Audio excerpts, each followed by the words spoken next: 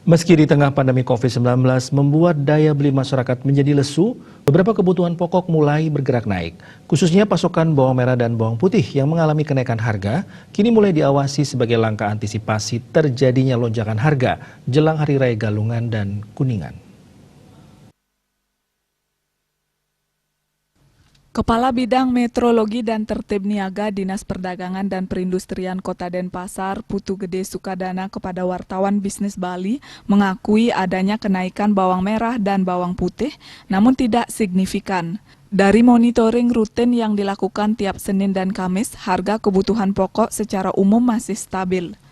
Khusus untuk bawang merah dan bawang putih diakui ada kenaikan namun tidak signifikan. Terjadinya kenaikan tersebut diduga ada upaya antisipasi oleh pedagang terhadap kelangkaan stok jelang Hari Raya. Namun dia mengatakan saat ini berdasarkan pantauan di pasar secara langsung, ketersediaan di pedagang dan pasokan bawang merah dan bawang putih masih aman.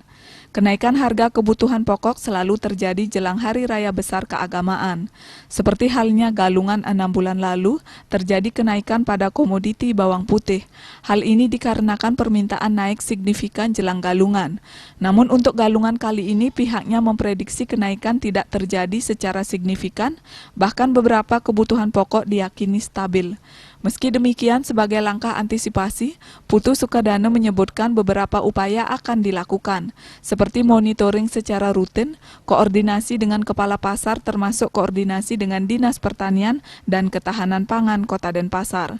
Di samping itu, dalam waktu dekat pihaknya juga akan melakukan pemantauan ke Pasar Galiran Kelungkung untuk memastikan ketersediaan kebutuhan pokok khususnya bumbu dapur saat ini. Untuk diketahui, harga bawang merah saat ini mencapai Rp30.000 per kilogram dari sebelumnya Rp25.000 per kilogram. Demikian juga harga bawang putih yang mengalami kenaikan dari Rp15.000 per kilogram menjadi Rp20.000 per kilogram. Widya Stuti, Bisnis Bali.